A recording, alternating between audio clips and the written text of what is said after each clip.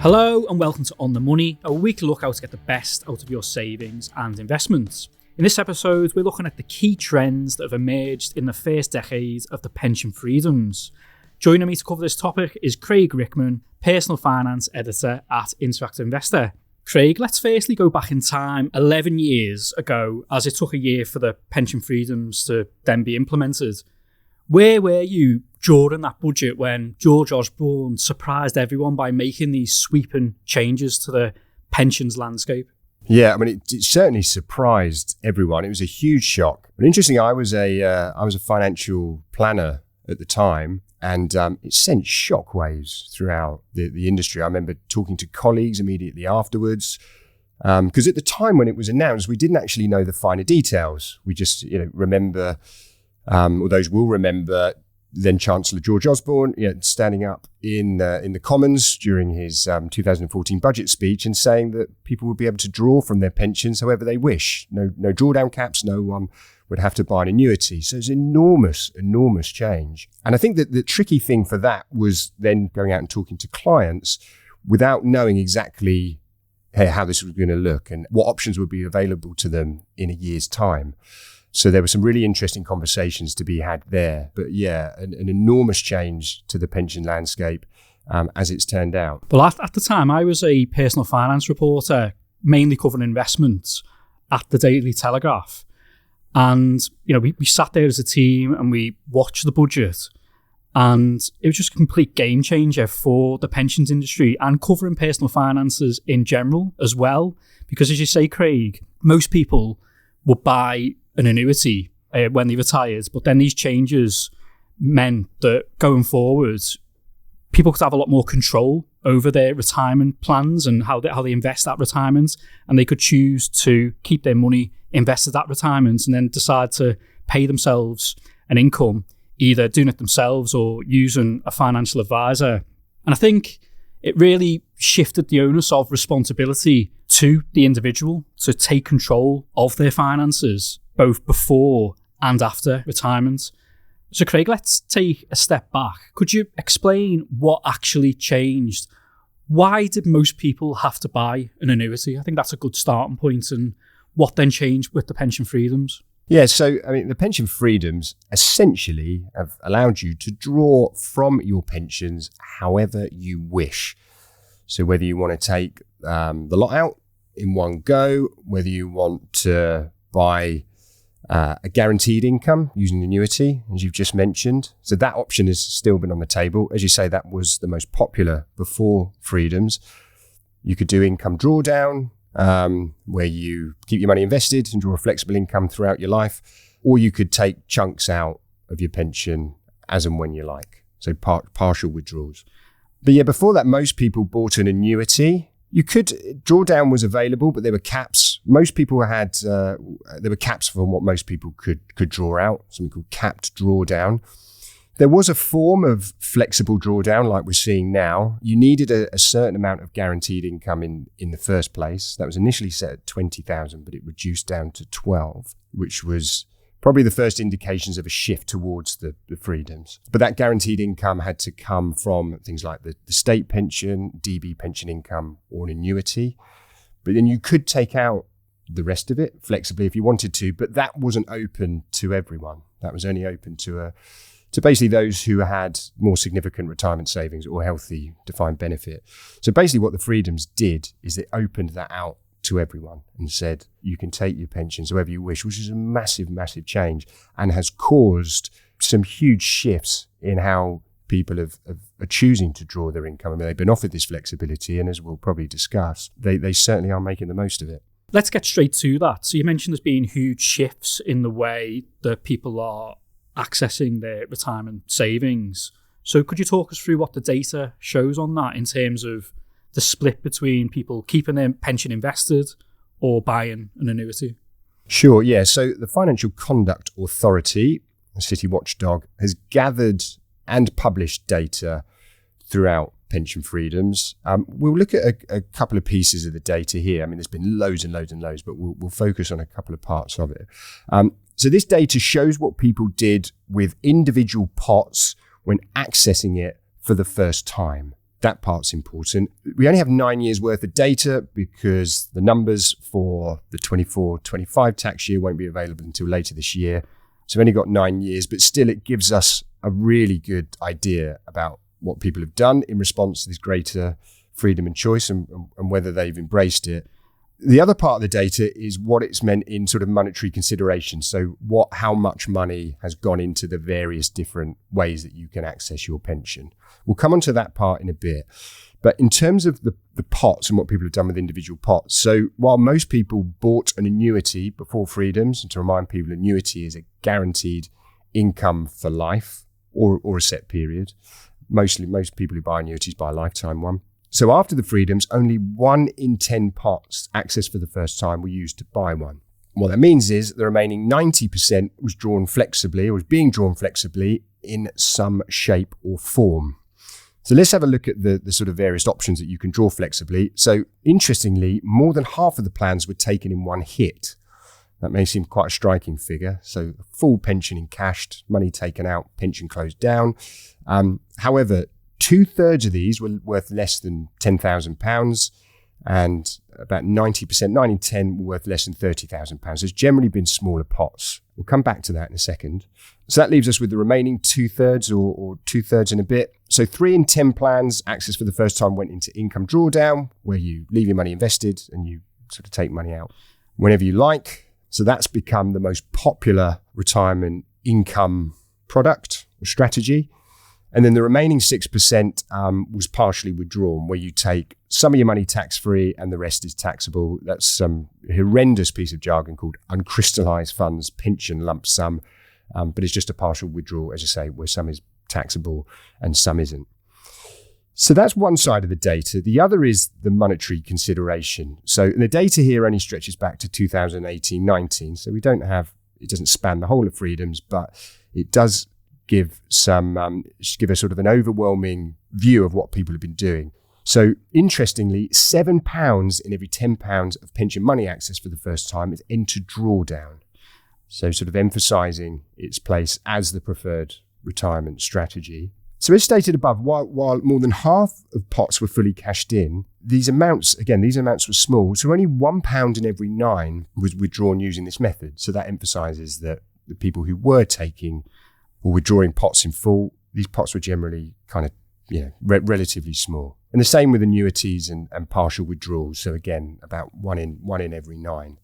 So what we can see is, drawdown is what most people have been doing, particularly if they've got larger pots of money. So if you've had since freedoms, if you've had a bigger pot, and by bigger pot, we're probably talking sort of £100,000 plus, the vast majority of money has gone into income drawdown and people are drawing a flexible income.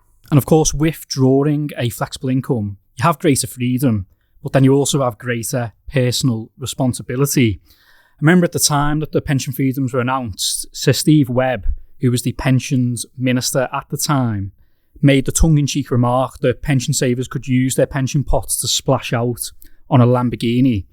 Now, at the time that comment was made, rather than me viewing it as a negative comment on the risk of pension pots being drained, I thought it was more made as like an educational piece to get across the flexibility that these pension freedoms had given people, and the fact that 25% can be taken tax-free from the pension pot, with then the rest drawn down as an income by keeping it invested during retirement.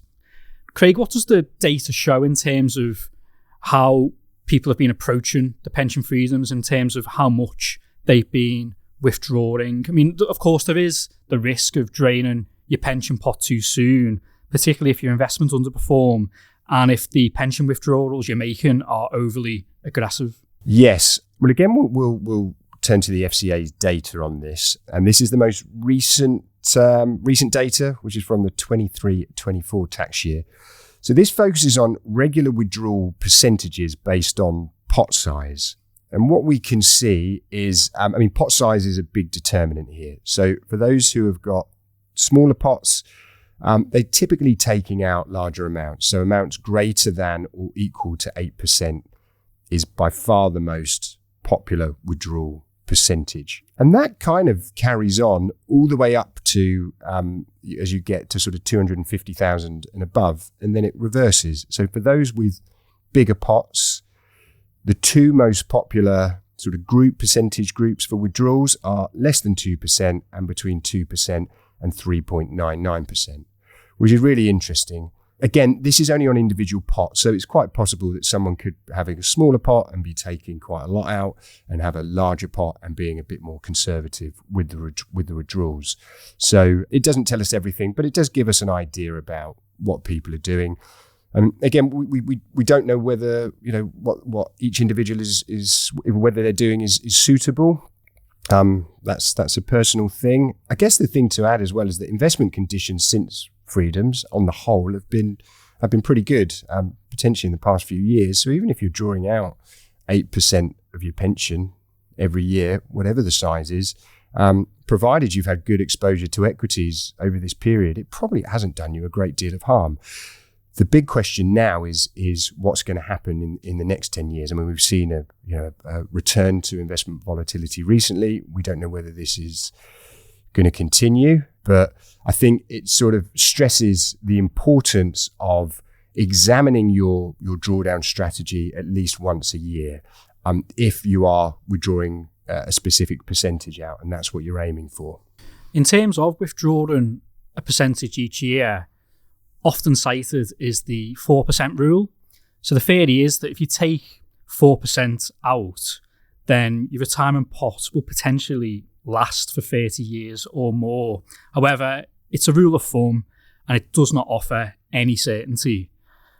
And of course, there are many unknown future variables that could impact whether taking 4% will prevent you draining your portfolio too soon.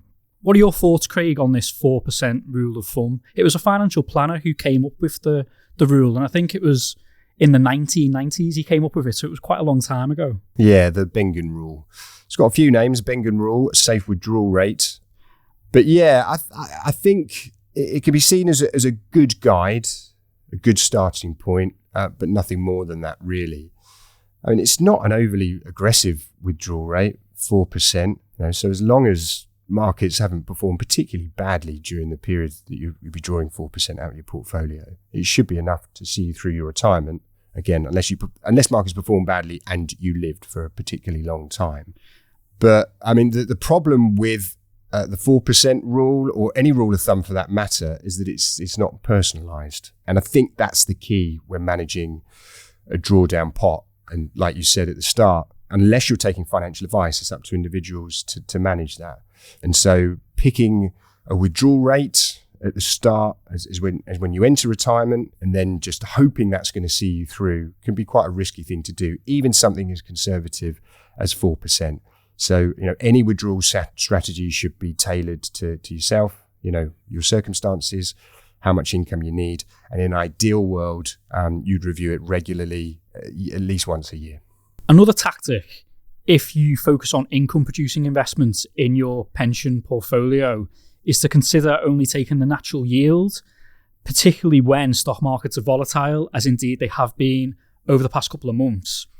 So let's say, for example, your portfolio is yielding 4%, but you instead decide to take 6 or 7%. In that scenario, when stock markets fall sharply, then it's going to become more difficult for your pension fund's capital value to recover afterwards. Whereas if you only take the natural yield, then you're given the capital much more protection and you're given it much more time to regain value. The phenomenon is known as pound cost averaging, which is the inverse of pound cost averaging. Craig, another rule of thumb or tactic for an income producing portfolio is to consider having a separate cash pot, or indeed pots, which could be then utilised during a lean period. Could you talk us through this approach? So yeah, this is a fairly common tactic that investors, or drawdown investors, use, and it typically involves keeping around 2 to 3 years expenditure in cash. You can hold either more or less than that. Again, it will depend on, I guess, your attitude to risk. That'd be a big factor there. But the idea of holding a cash pot is to avoid selling shares when markets are going through a tough patch. So you mentioned one of the risks, pound cost ravaging. A similar one is sequencing risk. These are most acute in the early years of retirement. So if you can imagine, if your retirement portfolio dropped and you continue to sell shares to supplement your income, then you need to sell more shares to deliver the same level of income. So that means that's going to affect how quickly your pot can rebound in the future, and you're more likely to deplete it quickly. So the idea of having a cash pot is to tie you over until markets recover so that you don't have to encash shares. So it's a bit of a safety net, I guess. The one key thing to remember if you are going to use that strategy is if you do deplete your cash pot, is to top it up in the future so that when the next slump arrives, you've got some protection. And I think in terms of having cash pots as well, it also depends on how much money you've actually got. I think some people, may not be in the position to have those cash pots and may need to keep the majority of the portfolio invested and maybe have a smaller cash position. Yeah, and just to add, how much to keep in cash is quite a big decision because holding too much can drag on portfolio performance. So there's a sort of a fine balancing act there. So you want to keep enough so that you feel like you're secure, that you've got a peace of mind that if markets do take a turn, then you've got that cushion. But try not to hold too much that it's going to affect how quickly your portfolio grows. I next wanted to turn our attention to a key feature of the pension freedoms, which is the tax-free lump sum, which is the ability to withdraw a quarter of a pension pot tax-free. This could, for example, be used to meet immediate financial obligations, such as paying off a mortgage, clearing debts, helping children onto the property ladder. The tax-free lump sum is capped at $268,275. But of course, you don't have to take all of the 25% all at once. It can also be taken in stages or instalments. Craig, could you talk us through why some people may decide to do it that way rather than take it all at once? I assume the latter is more popular in taking it all at once. Yeah, so I think taking it all at once is, that's the most popular decision for a lot of people, but you can take it in stages. So this goes back to we mentioned earlier about uncrystallised funds pension lump sum of plus. So that's a way that you can sort of just draw chunks out of your pension. Some of it is taxable, some of it is tax-free. So it's a way just to use your tax-free cash in stages. So as an example, let's say you had £100,000 in your pension and you wanted to take out, and you took out £10,000 using of plus, 25% of that amount, so £2,500 would be tax-free and the rest would be added to your tax bill. The real benefit here is that not drawing all your tax-free cash in one go is that it can remain in your pension and potentially benefit from future growth, which could mean that it gives rise to a bigger tax-free lump sum down the line. So you can take it all in one hit. Whether you should do that is a personal decision. An alternative approach is to crystallise certain chunks of your pension and move it into drawdown. So again, if you had £100,000 pot and you wanted to move 25% of that, 25 grand into drawdown, you could take 25% of that tax-free and then the rest would be there in a separate drawdown pot. So there are a few ways that you can use it. And I think that's been one of the great things about pension freedoms is the flexibility that it offers in not just how you can draw an income from your pensions, but also how you can withdraw the tax-free cash element. And in terms of what people typically do with the lump sums they encash from their pensions, we've actually done some research on this. Interact Investor has the Great British Retirement Survey. Craig, could you talk us through the key findings? I can indeed. So this is from our Great British Retirement Survey 2023. So we've got some stats here to note that people have used or would have used the tax-free cash element for more than one purpose in some cases. But these are the most popular, and it's pretty interesting. 39% withdrew the tax-free cash and put the money in a bank or building society. 25% used some or all of it to clear debts. 19% went into a cash ISA. 12% used it to help children. And then interestingly, only 11% used it to invest in the stock market, either in an ISA or something else. So some pretty clear results here. Cash savings and bank accounts and clearing debts are by far the most popular choices.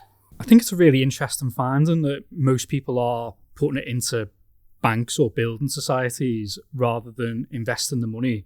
Of course, it depends on your attitude to risk, objectives and time scale. But if the money's going to be there for 10 years or more, history shows that the best way to keep pace or beat inflation is to invest it rather than putting it into a cash account. And of course, depending on what age you are when you retire, you could have a very long-term time horizon. At the moment, you can access your private pension at age 55, which is rising to age 57 in April 2028.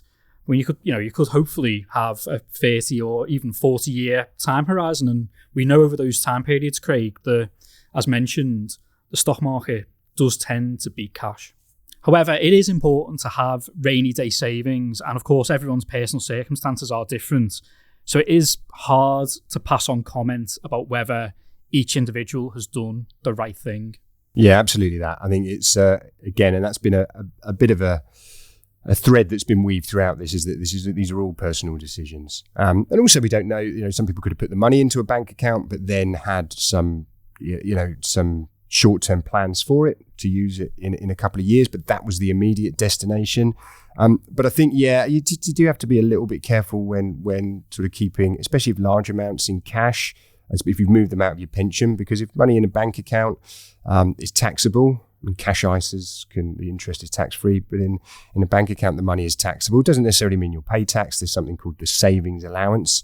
So if you're a basic rate taxpayer, you can earn £1,000 in savings and pay no tax on it, or the first £1,000 you earn isn't taxable. If you're a high rate taxpayer, that reduces to £500. But I think that's the thing, is if you are withdrawing your 25% tax-free cash, is to make sure that you've got some plans for it. And to finish off, I thought let's end where we started. So it's often pitted against each other, keeping your money invested at retirement versus buying an annuity. But of course, it's not an either-or decision. You could, of course, do both, particularly when you get older, as annuities do tend to become better value when you get older, such as when you get into your 70s. What are your thoughts, Craig, about mixing and matching between the two? What are the main considerations? Well, again, you're going to say that phrase is a very personal decision. There's really no right or wrong approach when it comes to whether you want a guaranteed income or whether you want to draw the money flexibly. Only the most suitable strategy for you. I think you should add that how you choose to draw retirement income is among the most important financial decisions you make. So it's important to think carefully about before you do anything. Particularly with annuities, because with lifetime annuities, it's a one and done decision. Once you've bought one, you can't change your mind. The terms you choose at access are fixed for the rest of your life. So you do need to think carefully before buying one. But when comparing the two or pitting them against each other, the decision essentially boils down to whether you want a secured income that's guaranteed but is very rigid, that you can't change, it's fixed, or whether you would prefer to keep the money invested and have the flexibility to draw the money out as and when you please, but are also comfortable with some level of risk as well, because that money is going to remain invested and then it's up to you to make that money last. So as you know, one thing that people may consider is a blended approach. You don't have to do either or. You can do a bit of both. So you may secure a guaranteed income through an annuity to cover a certain amount of expenditure. Let's say that's the essential spend, and then keep the rest in drawdown to draw flexibly. So you've got kind of the best of both worlds. But that approach may not work for everyone. There are people out there who will be like, well, I'm particularly cautious. I just want to buy an annuity. And there are others who will just use drawdown. I think the other thing to add is that if you're using drawdown at the moment, you can switch to annuity in the future if you want. So that option is on the table. If you buy an annuity, a lifetime annuity, you don't have the option to switch to drawdown down the line. So, there's a lot for people to think about, and it's important to think carefully about it and take advice if you need it. And throughout this podcast, we've probably used the word flexibility more than any other, because that really is a key part of the pension freedoms, that you have the flexibility to invest your money at retirement rather than being compelled to buy an annuity, which was the case before the pension freedoms, as Craig explained earlier. Looking ahead, Craig, do you think well, the flexibility of the pension freedoms are going to be dented a little bit by the fact that from April 2027, as from then, inheritance tax will apply on unspent pension pots. Yeah, well, it would certainly reduce the allure of cascading pension pots down generations. There's some evidence to suggest that people are already looking to spend their pension savings sooner to get ahead of these reforms, either spend the money or gift it. So yeah, I mean, it's going to have a huge impact. We should note that the final rules are yet to be confirmed by the government. We're still eagerly awaiting those. But we'll certainly be looking out for them.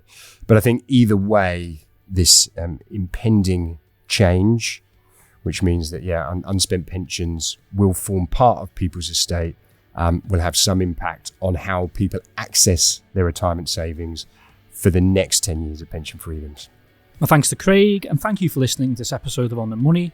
If you enjoyed it, please follow the show in your podcast app and do tell a friend about it. If you get a chance, leave us a review or a rating in your podcast app too, as they really help to get the podcast into more ears and hopefully grow the podcast further.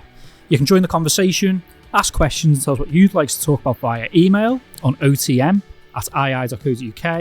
and do check out the Interactive Investor website, ii.co.uk, for much more information and practical pointers on how to get the most out of your investments. And I'll see you next week.